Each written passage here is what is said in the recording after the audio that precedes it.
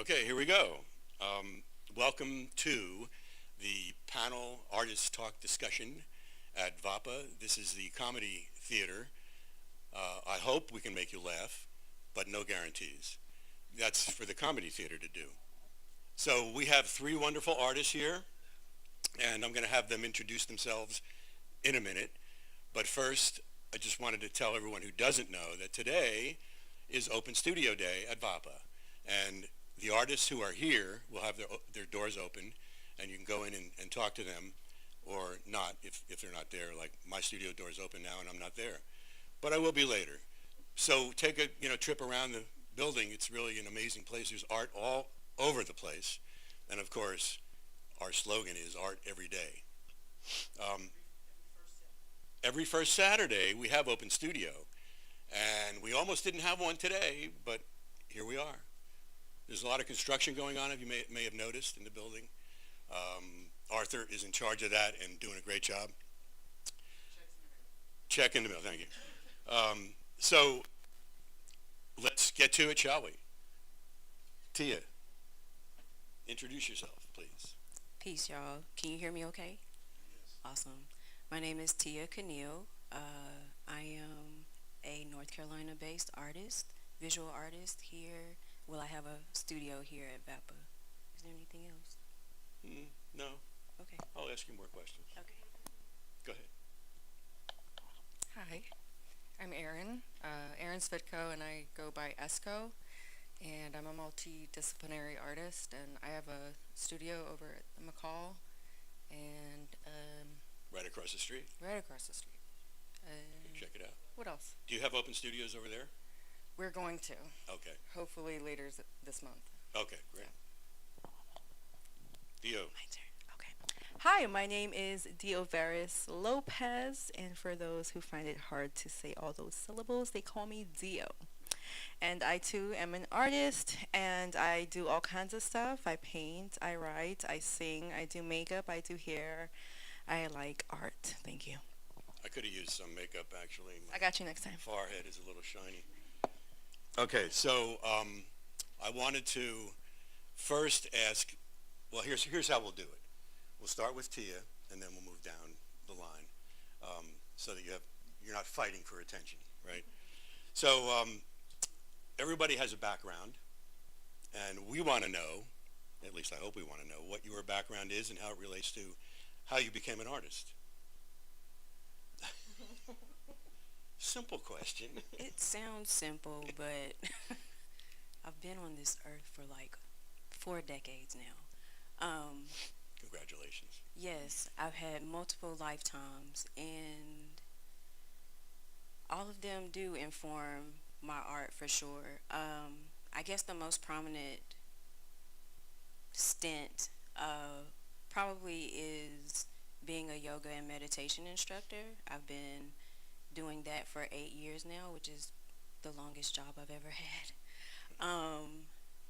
So the way that my yoga practice and sharing the practice informs my visual art is that in alignment with line work, right? I create these continuous line, I guess, drawings that meander through the piece, and the idea is that they become like a walking meditation on paper or canvas. Um, Also, I used to teach little children, which allowed me to stay connected with my joy. Um, if you ever watch kids, kids are, excuse me, very connected with like their sense of wonderment, and they're always curious. And watching them helped me, watching them like lean into that definitely helps me keep my connection with joy. A lot of my work is very colorful, and so bright, vibrant colors, very deeply connected with joy when I'm creating. I have to be connected with joy. I'm not one of those artists that like can create when they are experiencing conflict and strife. I can't. I have to feel like I don't necessarily have to be in a joyful state, but I definitely have to feel connected with joy. And then there's the the social activism piece. All of my work is also based in liberation, especially liberation of black folks.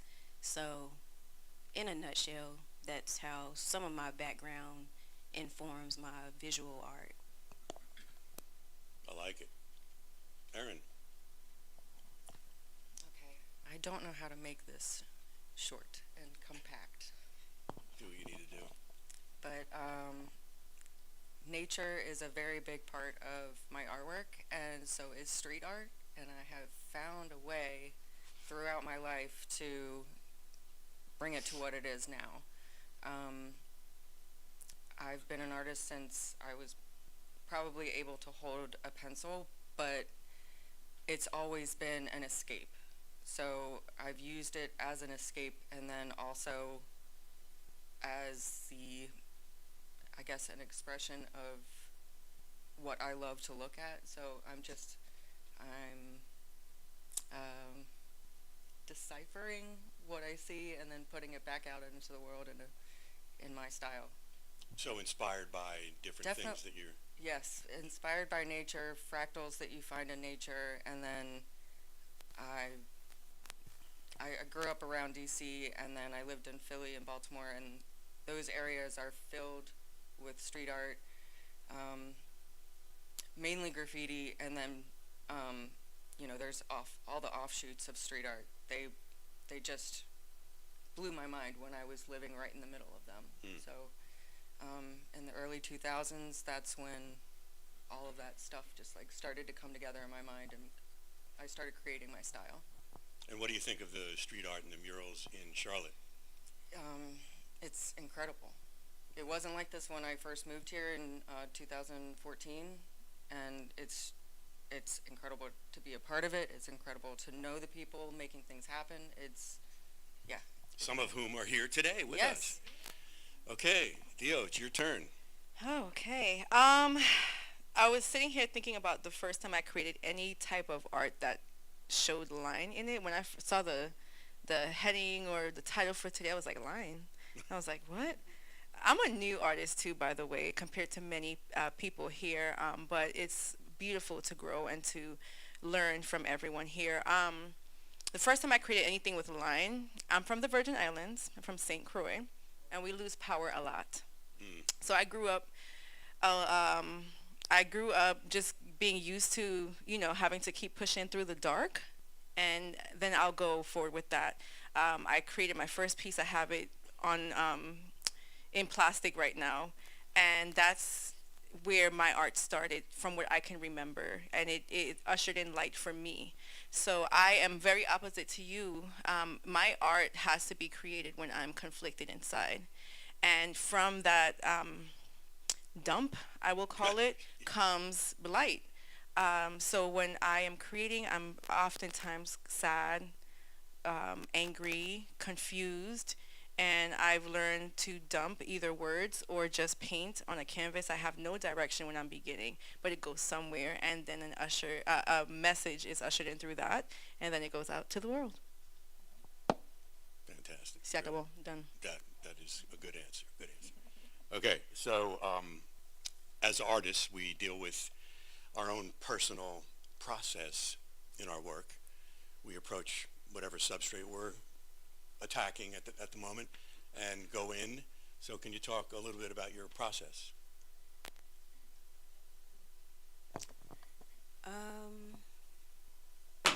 Whoops. My process is very intuitive, and I flow from one piece or project or idea to the next in a day. So, I guess it's meditative. I'll just give an example of a day. Okay. So I come into my studio first. I'll prepare my space, like organize, set up my different materials. I set up things so that I can easily flow from one piece to the other. I always have multiple things in the works at the same time, because I like the freedom of being able to just do what feels good in the moment. So maybe I start out and I'm putting down a background on a piece. It's a new piece, background, boom. That has to dry. So I'm gonna go over here and I'm gonna make some jewelry. Then I'm gonna jump from that and do some watercolor. I don't know. And then maybe I'll edit some photos or work on my website. But then I'll come back, put down another layer, maybe some details. Then I'll be like, oh, I remember I'm working on such and such and such and such, or I have an idea. I'm on Instagram. Somebody did something with gel printing that I have to try right now. And it sounds chaotic, but it doesn't feel chaotic for me. I think the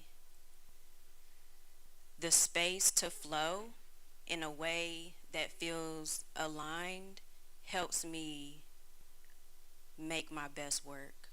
So it helps me keep that connection with my joy.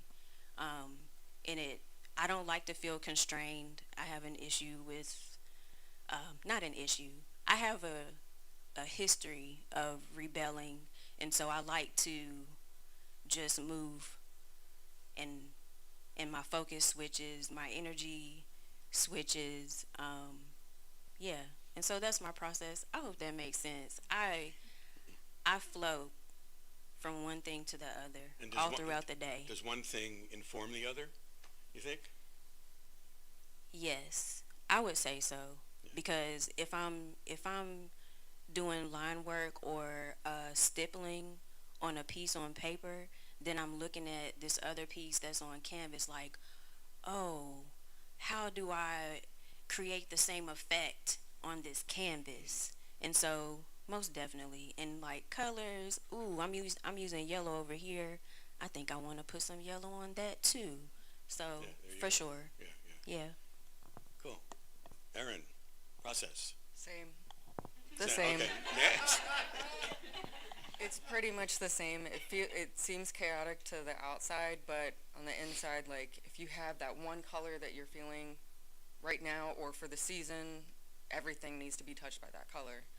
Or working with pen and paper, you have this great idea. It's not coming out right in this small form, but someone's like, hey, I want you to do something a little bit bigger for me, and it happens to flow great to this other bigger project. And for me, the bigger projects get the color. The smaller projects stay in black and white and get a digital treatment for me. So my explanation is going to be chaotic. It is like on my shirt, it's a drawing, and then it's going to turn into a pattern on the computer on Adobe Illustrator or Photoshop, and then I'm going to treat it with different colors or screens, and then hopefully it's cool enough that I can print it on a shirt or a mug or something. And Do you do your own printing? I do not. Send it out to I send it out, yes. Vistaprint or something? I have a couple different places that I'm experimenting with. Any suggestions? Printful is really good for tote bags. Mm-hmm. I will give them a thumbs up on that. Okay. And throughout most of my processes, if it doesn't start in the sketchbook and someone's given me like an assignment, let's say for like Luminous Lane, the assignment was how do you bring light to your dark spaces or something in that realm. Yeah. And I tackled it kind of literally. I wanted to go to the deep dark sea and research what lights up down there, and I have a personal connection to jellyfish and like family funny stories having to do with jellyfish and things that glow down there. So I put that on the wall in Luminous Lane. All right. All right. We'll talk about jellyfish later. Dio, process your work. Yeah. I guess I began answering that question with the last question, right? Just dumping. So I myself have suffered a lot with anxiety. And sometimes you don't know where to go or what to do when you're anxious. And I was told one time, journal, and I was like, well, I don't know what to say. She was like, dump, like anything, toes, tree, light, goose, like just write anything that comes out, and you're beginning to like make space. So I began doing that with painting. I a lot of the times I feel like I have to release and I don't know what to do or where to go. So my first thing is probably going to be like my journal entry through paint, and I'm just going to dump it. And then maybe a color pops out, and I'm like, oh my gosh, this is so pretty. Or a message comes to me like, it's okay if you don't know where you're going somewhere. And then I'll be like, oh, okay, and I'll paint that, and it turns out to be something beautiful. So I'm really seeking for myself. And a lot of times what I go through, I know I'm not the only one. There's nothing new under the sun. Somebody else is going through it. They need it too, and I give it. All right. That all covers my next question, which was about about dialogue with the work. If you want to add anything about that, uh, you know, feel free. But let me get to a different question, which is, easier maybe than the previous ones. We all have our heroes, our artists we admire. Just, talk about how that influences you, or, your favorite people to look at, either old masters or contemporary.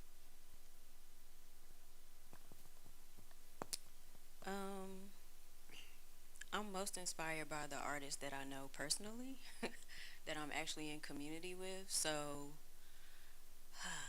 I could rattle off so many names. Just Um, pick one or two. one or two, they in here. Look, Okay. Sega, Yeah. AJ, Eric, Chad. Who else? Mark. Mark, amazing. Michael Maxwell. Who else? Just Rebecca, everybody. Ani, JoJo. Like a lot of them. Some of them are in here. So yeah, I because I'm in community with artists.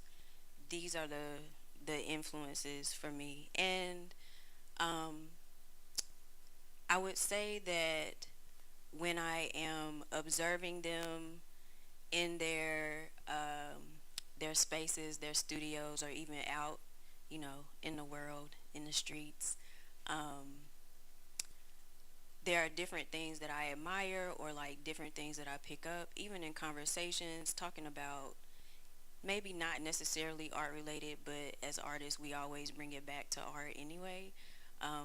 But even just like life things, or, you know, Printful. What do we like Printful for? What don't we like it for? What are you doing with your website? Ooh, I really love this teal. Where did you mix that yourself? Or ooh, look at the thickness of that line. Like just all kinds of stuff. And I'm typically not a portrait artist, or I guess like a representational artist. My most of my work is in abstraction. Um, but I love to see like JoJo's work. You feel me? I love to see digital. That's another artist that I admire so much, whose work I admire. Yes, but I love to see like what people do with photography. I love to see what they're doing with food. Ugh, I know a food artist, and she's amazing, and her food is delicious. So I'm extremely inspired by the the people that I get to be in community with on an almost a daily basis, to see their work, to see how they grow in their work, the conversations we get to have, the techniques, all of the things. So, yeah. Aaron. Well, same again. I love our community very much. Many of you in here, like I've spent a great deal of time with, and I appreciate like every second. I love our differences and everything that we have in common. It's amazing. I am very, very, very heavily influenced by artists that I discovered when I was like in my late teens. One of the names are Steve Powers. His artist name is Espo, and he's very heavy on the symbolism. He started out as a graffiti artist. He started out in a print shop like me. I have a lot of things in common with this legend, and that makes my heart happy. And then a surrealist that I really love and have more recently discovered is Leonora Carrington. A lot of her work, I believe, began around the 40s, and again, very heavy on the symbolism and almost ghost-like figures, and figures that are not real, but they could be real, and they were real in her mind, and I appreciate that. And then another artist I want to mention that really, really inspires me is Margaret Kilgallen. From most of her work was done in San Francisco. Yeah. All right. So I was preparing for this whole situation, and I wrote my answers out. This one I'm going to read, okay? Because I don't want to miss anything. So I look up to artists like Makata Fujimura, Roma Osowo, and a local artist by the name of Juan Jaran. And she's probably freaking out right now. She's in here, and I want to say that I'm inspired by them because Makato, he is a faith-based artist, abstract work, but his stuff is like very simple and but so much detail at the same time. It's beautiful. You can just sit down and meditate, just watch his work and just be in complete awe of what something so simple could do to the inside of you. Roma is from the British Virgin Islands. I'm from the U.S. Virgin Islands, and so I'm inspired by her because she made it. Like, she got her stuff in Target. She's selling big pieces. It's everywhere, and it's so bright and beautiful. I was part of a cohort she had, and she spoke so much life into me and taught me so much, and so I just feel like somebody from the Caribbean, a little island out there somewhere in the ocean, can make it, and, so I'm inspired. And then Juan, I started my art, like, true, I guess, somewhat of a professional art life with her through a residency, and I learned so much through her resilience, the way she perseveres through life, the way she continues to grow and push herself to learn new things, and she just keeps stepping in deeper and deeper, and I do life with her, so she's like my teacher, and I love it. So yeah. All right. So, I forgot my next question. This is about line, the heading, and I wanted to get into a little bit of the meaning of line in your individual work and how that transfers and how important it is and what it really is about.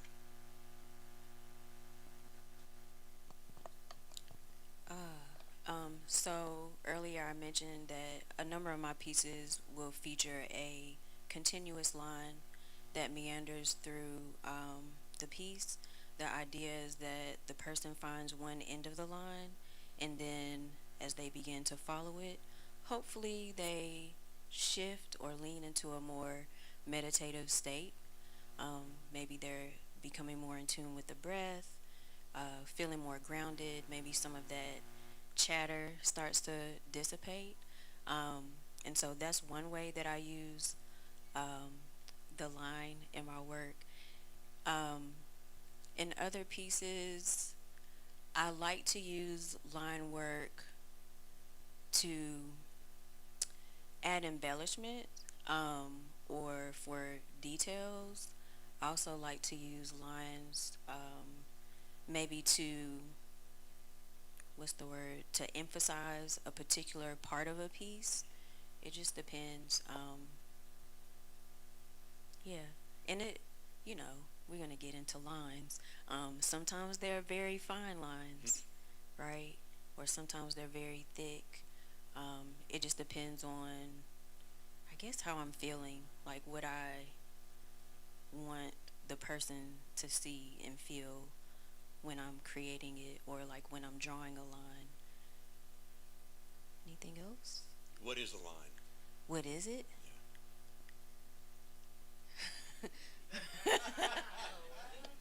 It's, the thing that It's like from asking point what is the color? right, from point A to B, in geometry or whatever class we learn what the official definition of a line is. I didn't do well in that class, but um, but it's there's a word and I can't think of the word, but it's the path from one end to the other, essentially. A line is, it is a path. It is, I feel like path is the best definition for me. It's um, what gets you to the next part or place, Mm. or what takes you from one end of a piece to the other, right? And like I said, on mine, sometimes they meander, and then sometimes they make shapes, and they can make these infinite, seemingly like infinite loops, and you can just get caught up in a line or multiple lines. Yeah. Yeah. Ooh, what is a line? What is That's a line? wild. Why are there lines? And what do they Cause mean? oh man, now Yeah. Yeah. now I'm like, Take that ooh, back to what history. is a line? Yeah. Paul Clay said that a line is a dot that takes a walk. I think that's beautiful. What do you think, Erin? I think this is a very hard answer to follow, Yes. and your voice is very soothing, so I appreciate the lead up to my rambling. Um, Your voice is soothing too. Finding it very soothing. I think I have a couple thoughts on lines. I'm gonna try. Go for it. A line is the beginning. That's one. It's like it is the start of many of my drawings or paintings or yeah. But a line can stand on its own and still be the main piece of that, or the main focal point of that piece of art, or that line can be multiplied and made into many patterns, and it can just take you to so many places.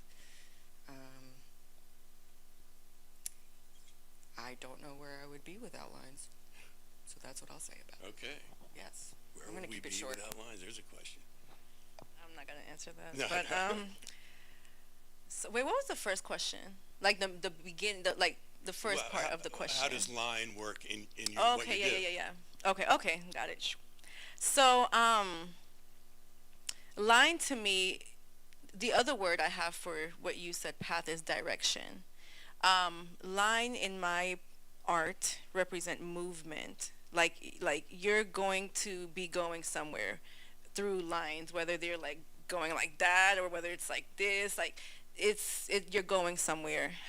Line also represents boundaries to me. So a lot of the times when I'm painting and I'm doing whatever I do on the canvas, I use line to begin to bring boundaries and borders and direction and a voice to the piece. A lot of the times I'm painting and I'm just like, what is this? And I start to ask, oh, that person looks like they're bowing down and worshiping. Like, oh my gosh, this is a thing. And you can tell a lot of my work is faith-based. Or it could be that I'm doing like painting a bird, and I'm thinking, and it's just so beautiful. I can see it. I wish you guys could too. But yeah, direction and movement for sure. Yeah. Okay, I have a couple more questions. When our audience, not the specific audience, but people who see our work are looking at it, how do you think about that in terms of the viewer? You know, do you think when you're making a work of art that you should do something different for the viewer, or is it all like whatever happens, and if they like it, fine; if they don't, too bad? Yeah, pretty much if they like it, great, and if they don't, I'm okay with that too.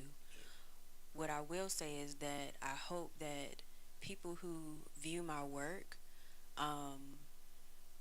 maybe certain feelings are incited within them, like curiosity, wonderment, maybe some joy, maybe some grounding and centering, maybe there are questions that come up for them, not necessarily for me to answer, but just like within, maybe there's some self-reflection. Like, I hope that the the audience feels something, and I hope that seeing my work creates space for folks to be curious, and at the same time present.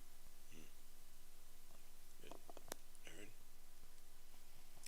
Um, when people look at my art, and mainly the line work and the repetitiveness, they're they're most likely going to see faces.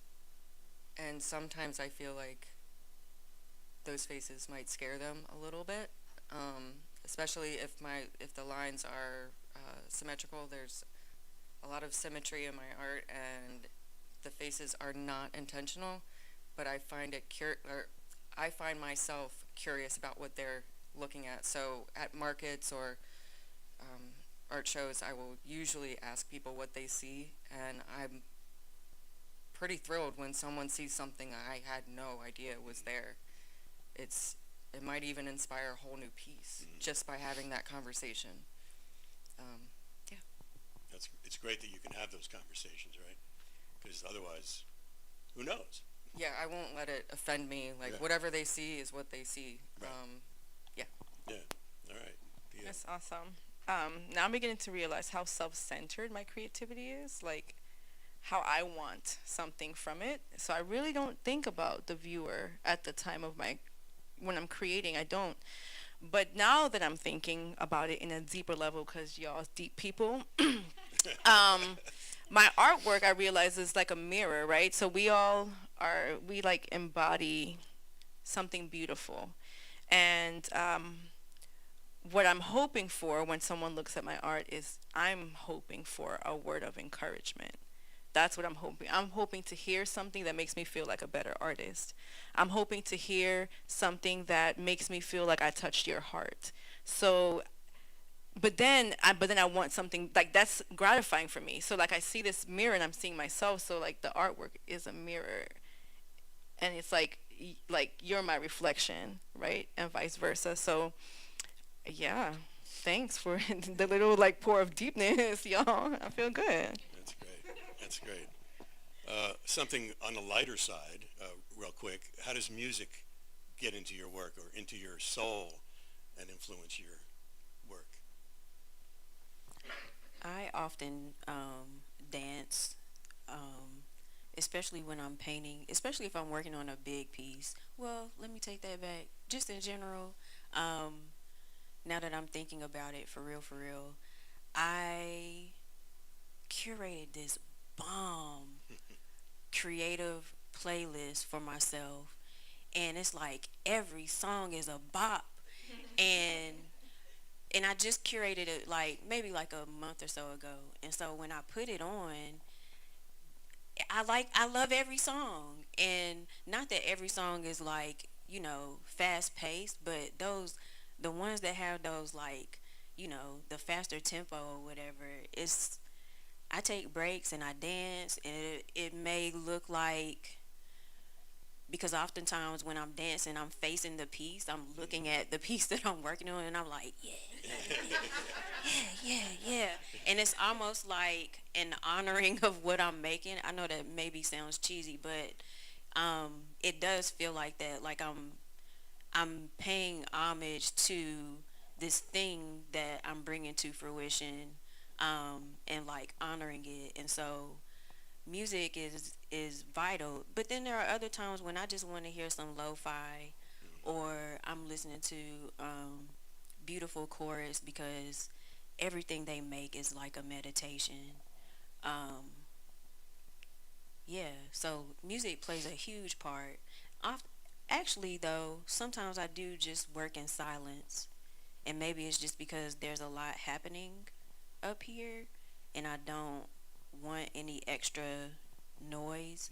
But for the most part, yes, I'm listening to music. I take dance breaks. I dance while I'm creating. again, like just facilitating that deeper connection to joy. So, yeah, I think that's all I have to say about Alright. that. That's cool. Aaron. Music is plays a huge part in just about everything I create. Um,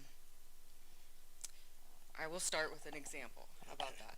that? The shirt that I'm wearing, there's a lot of lines. They're circular towards the belly.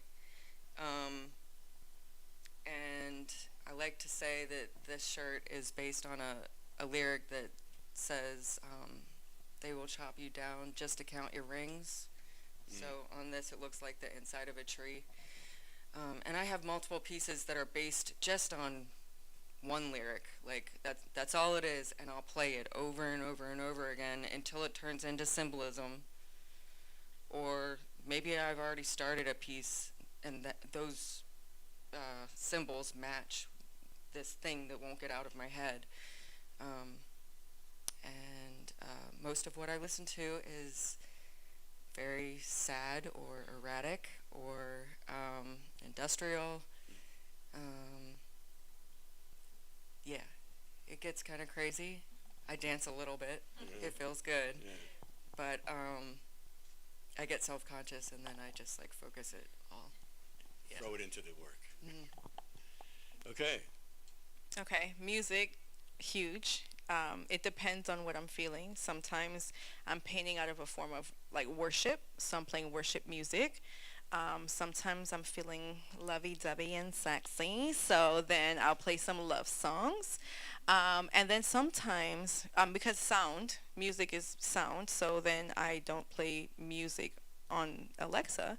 I listen to the leaves on the ground when the wind is pushing it, or the birds when they're singing, or cars when they're passing by, and all of that is beautiful. And another way that music inspires, well, two ways music inspires my artwork is the beat tells me what to do, like doom, doom, doom, you know? And then what was the other one? Hold on. Huh? Oh, and then I see color when I hear sound. Right. So sometimes the sound tells me what color to use. And So you actually see them in your mind's eye. There. It's a Yeah. gift. That. Yeah. I don't know the word, but it's a gift. Synesthesia. Yeah. Yes. Joan Mitchell had that. You know Joan Yeah, Mitchell's she's work? cool. Yeah. I like her. And I think Van Gogh had it too. But Yeah, I don't yeah, know. yeah. So I want to take questions from the audience. You guys always ask really great questions, and if you wouldn't mind coming up to the microphone so the people at home can hear your question. But first, a word from our sponsor. You guys have work showing anywhere that folks can see your work? I know you do. Downstairs.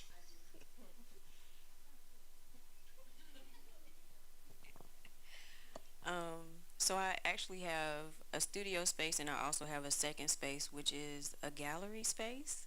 So I do have my work showing in that gallery space. And just down the hall from that, in the Amber Gallery on the lower level, I do have work showing there. Oh, I have work showing in a space called Home Place that's here, Uptown Charlotte. I think that's it. Mhm. Yes, that's it for now. All right. Erin, have any work around town? Next Friday on the 8th, Obra Collective Gallery is having their opening for Spooky. Right. And I have some of my biggest pieces and their biggest canvases, I guess. Well, they're wood, but all done in color pencil. I'm nervous for everybody to see them. They're very dark. That'll be cool. They fit the theme, but they're very dark. And where is Obra Collective? Obra Collective is down the hall through the construction, and yes, Not through the construction. It's here. You got to avoid the construction. yes, avoid the construction, Or else you but have it's to wear here. a hard hat, and that's a drag. Yes, But it's down, yeah, to the left, that way. that way. Yes. Dio.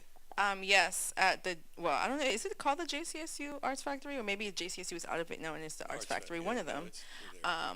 Maybe just because I went to Johnson C. Smith, I want to say that, but whatever. Off Base 4 Road, yeah, QC Family Tree has an exhibit called Show and Tell, and I have some pieces there up Oh, so do until I. the end of the month. Yeah, yes. So do a bunch of people in this room, I think. So do I forgot. I do too. Y'all should go. It's about to go down this month anyway, so go see. And it's been up for a while. Yeah. Okay, anybody have any questions? No? Chad, please, step up to the microphone, if you will. No, you might have to turn it on. Is it on, Arthur? It's on. Okay, the better? Okay. Directly related to your work, but not to what you've spoken about. Is there anything in any of your work, any themes or like mediums that you're either excited or intimidated to explore that you haven't really worked with yet? Tia? She's thinking. Anybody got an answer yet? I do. Okay. I want to work with oil paint so bad, but I am scared of that. Like it's just but so for now I'm using oil pastels to make me feel better. And yeah, yeah. Have you tried oil stick? No, what's that? Well, it's soft Oh. and it's kind of like paint. It's compressed paint and they're thicker. It's really a cool medium. Well, I might go to Hobby Lobby or Michael's after this. Yeah, I don't know if they have very good ones though. Oh, well, then You when might you have to go to an art holla store. at B, okay? Send me Yeah. on Instagram. You ready yet? Go ahead. Um, what is intimidating me? Actually, it's a piece that I'm working on right now, and it's very big. And I don't usually paint portraits, because remember, a lot of my work is in abstraction. I've painted like portrait work before, but this particular piece is very big, like 36 by 48 inches, I think, something like that. It's big, big. And I just kind of dove in and started. I don't, painting faces is, Hard. yeah. And I'm trying to decide, you know, am I in a place in my practice where I really want to try to make things lifelike, or am I okay with this face staying kind of abstract, very simple. I'm not trying to do contouring, but that scares me. The trying to make it lifelike feels very intimidating. Yes, it scares me, and I don't think I'm ready to face that fear yet. We will see. Erin? I have recently started working with wood. I'm not trying to be a master woodworker or anything like that. Right now, it feels great. It feels like playing, so I'm not intimidating, or I'm not intimidated. Um, You're not intimidating either. okay. I'll just throw that in. Thank you. know. But something I am intimidated by is revisiting some of my old themes in my work of advocating for women's health or my own health, or trying to teach people or encourage people to do the same through my art. For some reason, there's more pressure now than maybe ever to want to do that, but if I don't do it right, or if I make it way too personal, it could just not work out. So that's intimidating. Can I say something? You mentioned in the beginning how excited you were to work with art. You mentioned the word excited. So I want to just take a step back and say that I started with some form of cubism, and it represents face. So it's exciting to me because I'm accepting my imperfection, and I get to make these weird, ugly faces. um, and in different colors, and I see eyes, and you can tell it's something. But I think about my brokenness, and then me coming back together, and I'm not perfect, but I'm presentable, and I'm interesting, and I'm worth looking at. And so it's become personal, and I'm hoping that the message can be that even in your imperfection, you are worth being paid attention to and being learned about, so on and so forth. Yeah. Wow. Good answer, right? Chad, you happy with that one? Look, Dio said she wasn't deep, but Yeah, she's deep. are you It's sure? flowing here. We're getting into it now. So what I've noticed here is that there's a lot of mind, body, spirit stuff going on, which is really fantastic. But a lot of artists can't get there because it's like surface, you know, and they're trying to do things that don't have anything to do with what's going on inside. And so I just want to, open that up a little bit again, so you can talk about how what is your practice outside of art that makes you feel connected that way to mind, body, spirit. You said yoga already, so I mean, that's one thing. I'm gonna say yoga Say again. yoga again. Mainly because yoga is a very full practice. It's not just what I am able or not able to do with my body and how I move my body, but also like how I am choosing to live, right? Like the the philosophical and ethical teachings of yoga, right, that are laid out for those who choose to study them, um, essentially teach you how to move through life in a way that so that you aren't navigating experiences in a way that harms yourself or other people excessively. Because at some point, we're going to do ourselves harm. Unintentionally, we're going to do other people harm. But like, this practice is something that has saved me in different ways for over a decade. And so this is the practice that helps me remember every day who I am, like what I'm capable of. This practice reminds me that I'm whole and complete, and so everything I do is from that place, right? That, oh, I'm in this practice of remembering or reminding myself that I am whole and complete, and it allows me to approach art and other things from a more soulful or from a place that is very authentic. So when I show up, I'm myself, and not to say that I don't have self doubt or question different things about what I do and experience and whatnot. What I'm saying is that this practice allows me to continue to move forward even when I'm unsure, um, because I can look back or like lean into the yamas and niyamas. I'm not gonna geek out on yoga too much, but I can lean into like these teachings and be like, oh snap, I'm showing up in this particular way. Let me shift out of that a bit. Or, ooh, this is feeling good. My practice says I deserve to feel good, right? So yeah, yoga is a very small word, but it's an extremely expansive, massive practice. And it's different when you decide that I'm gonna do my best to embody this every day. So like when I'm doing my art, it's an extension of my yoga practice. Even though I've been practicing art longer than I've been practicing yoga, because I've been an artist my whole life, but it the yoga practice allows me to move very freely and not get stuck.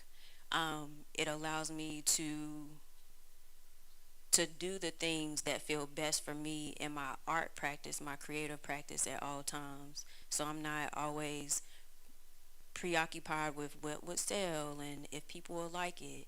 That should be feeling good, so I'm gonna do it because that's my practice. There you go. Yeah. Yeah. Did she say it all? No, add something to it. That was great.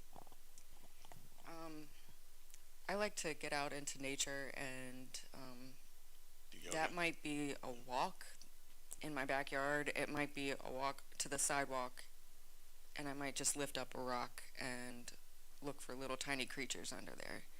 And that might be all I need to like come back to inspiration or um, yeah. Yeah. I mean, a lot of my artwork looks like bugs to people, and I love that. That's great. But they're like my versions of the bugs. And then usually when I do things that have to do with nature, it will kind of spiral into a whole bunch of research, and then I just nerd out. Like, to the point where it has nothing to do with art. I just want to know all about this animal, this bug, and how they interact with each other, and then I'll find a way to make it relate to all of us and how we interact with each other. So Interesting. The Yes. details and little it's details. all about the little tiny Inspiring, details. yeah. Right now, I am a multilingual learner teacher. Used to be ESL. I studied health education with a concentration in community health, and my focus was on mental health amongst college students. I have a therapeutic art life coaching certification, so I use art as some form of therapy. I'm not a licensed therapist, but I coach people through their experiences using art. Growing up, I was surrounded by artists, chefs, landscapers, seamstresses is in my family. So everything is deep for like as far as like creating and purpose and reason and finding an explanation for life because of what we create. And all of that, I think life experience has allowed me to approach life with mind, body, and spirit, like intentionally. And so, yeah, I think I answered the question. I'm not sure. Yeah. Yeah. Well, you all have answered the question as we've gone along for the last 50 minutes or whatever. Any other questions from the audience? Walk up, get up to the microphone, please.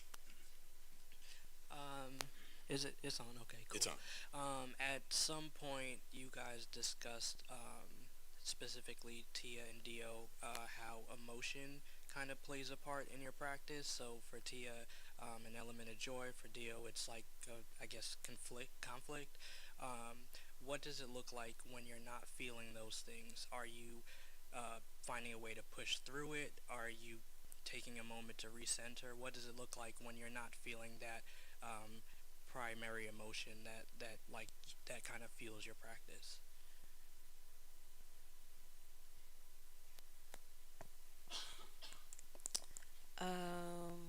It looks like kind of taking a step back to reset or recenter, essentially for me. I don't like to force things.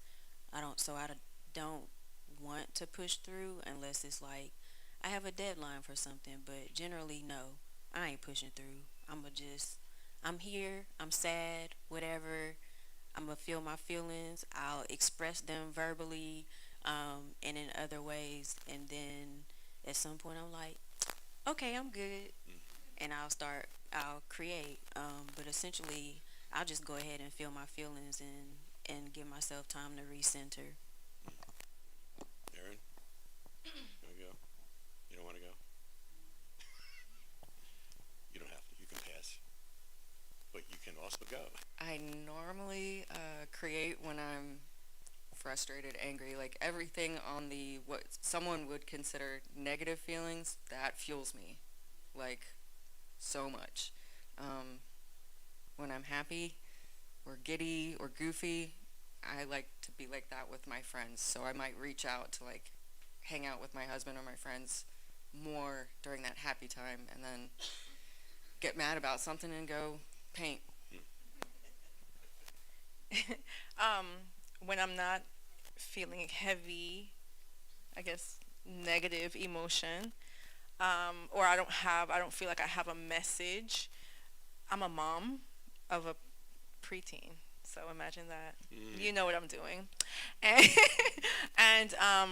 and and then I'm just doing life. I mean, I'm going and going and going, and maybe that's why there's such a great spill, because I'm so busy. I'm working, I'm momming, I'm friending, I'm daughtering, and then it's like, okay, I can't take no more, and then I go, yeah, All right, so motivation happens, inspiration happens from places, right? Okay, any other questions, ladies and gentlemen? Mr. Great Shirt.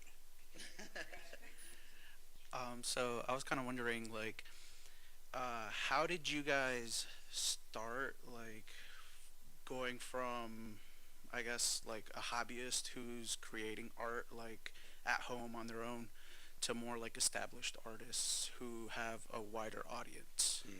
Good question. I should have thought of that.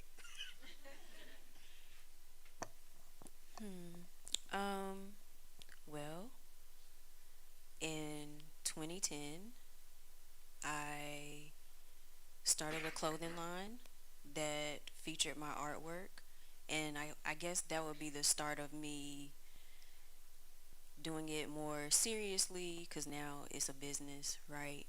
So my ex-husband and I started a clothing line that featured my artwork in 2010. It was actually June of 2010, and then by September we agreed that I would quit my 9 to 5, and that was the last 9 to 5 that I've had, and work that full time. And then at some point, I don't know how much time went by, not a whole lot, but we opened a boutique that featured this apparel line that was my artwork. And I also started painting, like actually on canvases, for the first time, and doing like different events and things around that.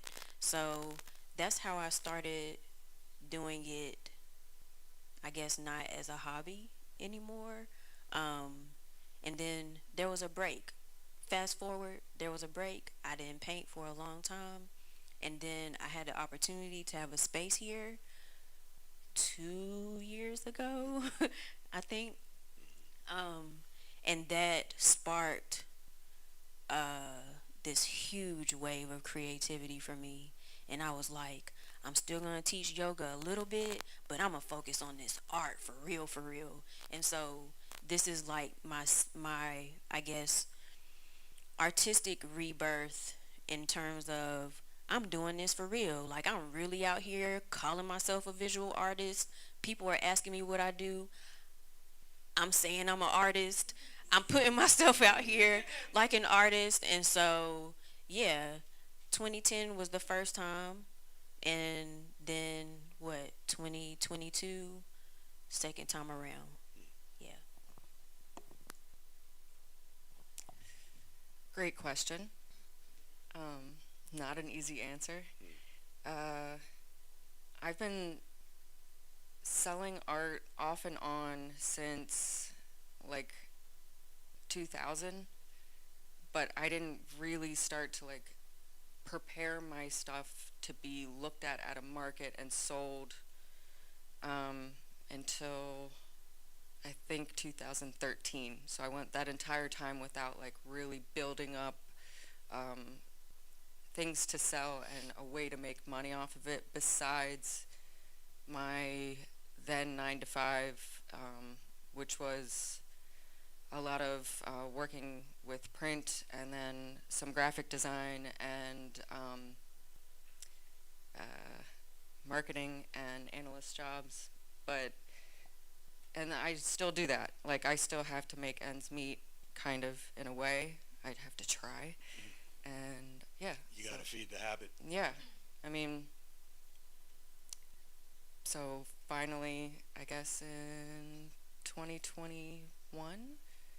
I went through a huge life roller coaster, and I decided that I was going to quit my job and just be freelance marketing and beyond full-time artist, which I already considered myself. Like up here and here, I was already that, but I needed to like just break away from working for clients and agencies that made me miserable. So I made the choice. It was hard. It was hard. That's the main answer. It's hard. Um, so someone believed in me. That's the main answer. I was at church and it was like, you come here, and I was like, okay, you're an artist. I was like, okay, I am. And then after that, like people started sewing. This principle of sowing and reaping. They start sewing. They were like buying me canvases and paint. And I was like, I guess I'm supposed to do it. And then I went home. I looked in my closet and I had a bin full of art supplies. And I was like, I'm an artist. And I started creating, and then opportunities started opening up. First at the church, where they would have me paint during worship. So I'd feel and listen to the music and paint and create these pieces, and people would buy them. And then I had an opportunity with QC Family Tree, and I had a residency there, and then I had my first show, and I got to do poetry and art, and then community. Like then I started knowing people, and then people started sending me things, and I started being part of things, and then I took a pause. It was really popping before COVID and even during COVID with therapeutic art.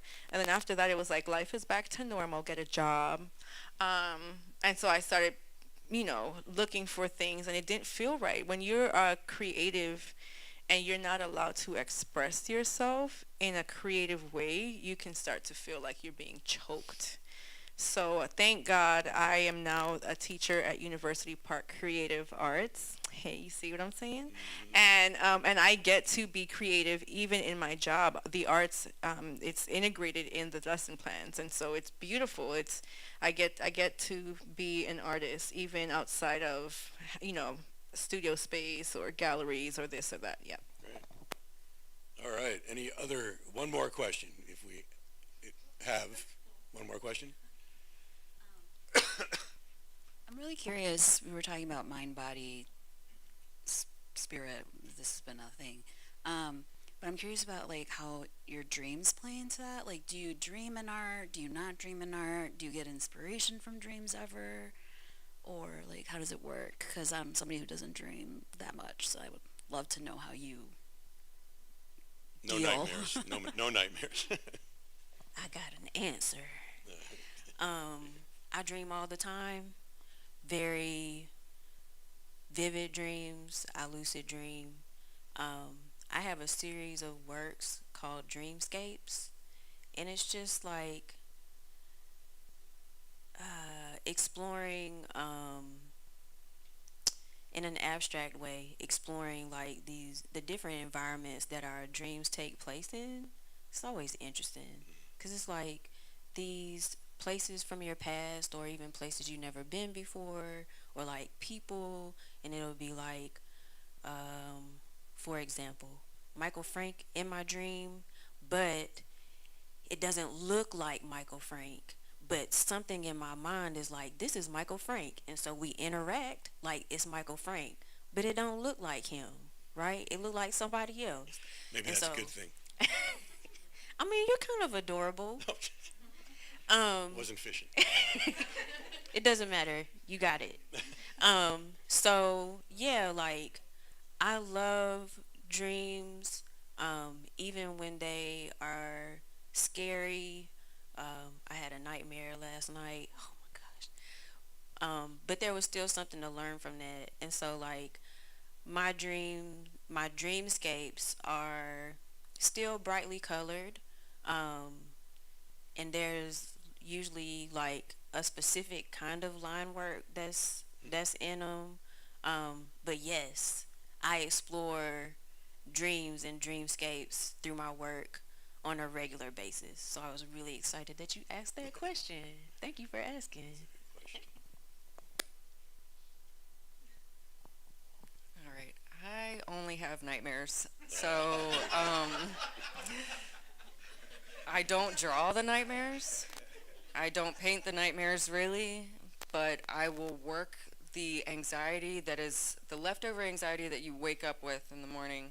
That sticks with me sometimes for weeks. Like some of them are so bad. So I will work that anxiety out through the art, even if it's just lines that are not supposed to be anything at all. They just the motion is art therapy. Like that's what I use it for. That's one of the main things. I have a lot of nightmares. So that's how I work it out. I make good use of them. Let's just say that.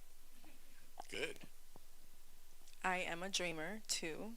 I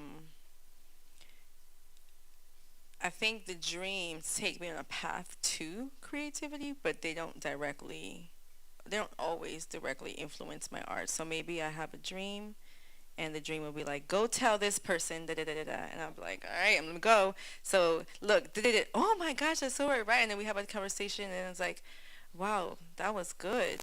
And then I'll go, and I'm like, oh, I can make something out of that. And then, so it'll be an interaction from that creates. Period. All right. Well, I think this was a really great hour spent with these artists. Oh, from you, of course. We'll make an exception for Ms. Duarte here. Hello, friends. I've loved hearing from all of you, and the two on the end are I haven't been introduced to you before, so it's been really beautiful to hear from you. But Aaron, my sweet friend, you've inspired me for many years, and I've loved watching you blossom and bloom and create and inspire others. I'm not trying to make you cry, but you did say something that when you make it too personal, that's when you have to step back. But in your most personal pieces is when I've seen the most impact happen at different shows that you've had, where I've watched, not in a bad way, but people at the Unbound show, your piece, someone that had never tapped into those feelings, had never addressed all of the pain, all of the unhealed trauma that they've never acknowledged, or you gave them a permission slip. They opened up in a way. I watched them go on a whole new path of helping others tap into that, and I don't think you know about that, but you're healing so many in so many ways, and all of you are. So what is your most favorite piece that you've ever had, or maybe what's a piece that you've seen that like spark that you've ignited in someone else, and or what is your most favorite piece that has inspired you, like blew your own mind in a way that you weren't prepared for? I think Aaron should start this because.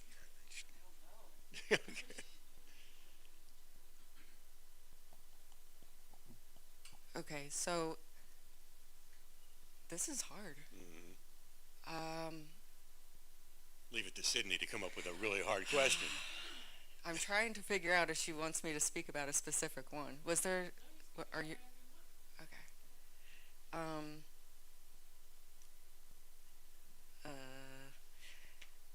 Okay. So there's this piece that I drew in metallic in copper metallic marker a long time ago, and it looked like a tree kind of coming up and then branches going out this way. It kind of looked like lungs, and I drew it probably in 2013, and then I wanted to revisit it for a show at Flux Galleries, and I painted it, and it was a multimedia piece, but it ended up looking like lungs, and it just so happened to be something that was like, I drew this thing that was actually what was going on in my body. My own health was suffering at that time, and I didn't know what it was, but I drew almost exactly what it was. I had no idea. Cathartic. It was like, I didn't even know how to explain it to people, like with emotion. I still can't, because it's just like so matter of fact. Like, I drew that, then it happened. Just, but not knowing at all that I had like stuff going on in my lungs and my veins and stuff. But I didn't know. But I did. I did know somehow. Yeah. Anybody got anything to add? There's a piece I painted. It's one of my bigger pieces. It's me. And I didn't know it was going to be me, but it turned out to be me. It's, I guess, representational. It's abstract-ish, but it's me. And and it was the first like portrait-ish, representational-ish piece I made. But it means a lot to me because it ripped, the canvas ripped, and I got to like fix it with gold. And that spoke to me. I was like, yeah, all my brokenness is like gold. And another big thing about it is that the dress on her is a real dress. It was my kindergarten prom dress. And I don't know, it lasted this long. I mean, the piece, though it got ripped, I could have thrown it away, but I didn't. I fixed it. I put gold on it, and it just means so much. It's like it obviously you can. I hope you can. It's obvious to you, but whatever. That I've dealt with a lot of insecurity in my life, and so I have to put something good on it. So okay, I'm imperfect, but that makes me me, and people love me, they say, so it's a good thing, you know? and and so on and so forth. Yeah, that's one of my favorite pieces. All right. Tia, you have a favorite powerful piece?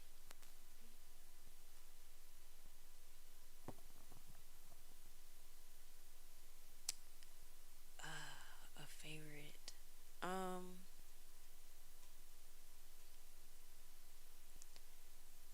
yeah, not a favorite, but a piece that I made. It was one of my first walking meditation pieces, and I did like I put on my first solo show in my studio space, um, and I had like people came from Fayetteville to support, and so one of my friends and her husband came. Both of them love art, and her husband is very quiet.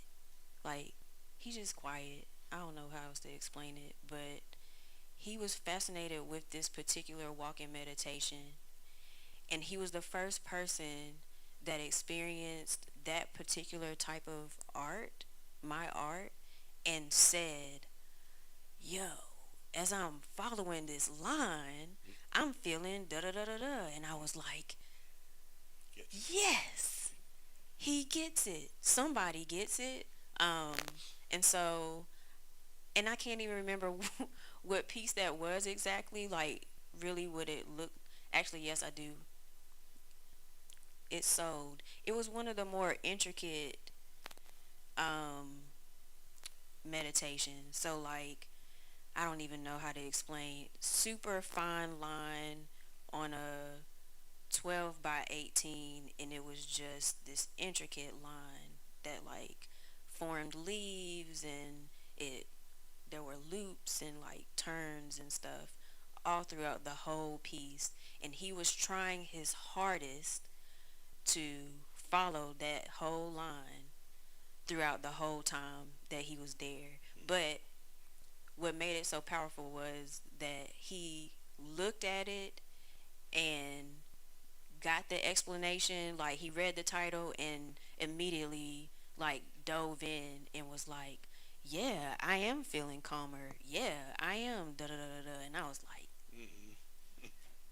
so yeah, that would be the piece. It's great when your work can speak to people who are looking at it, and they get it. I think we need to stop because it's past 2 o'clock. Thank you all for being here. Let's give them a round of applause. Very good.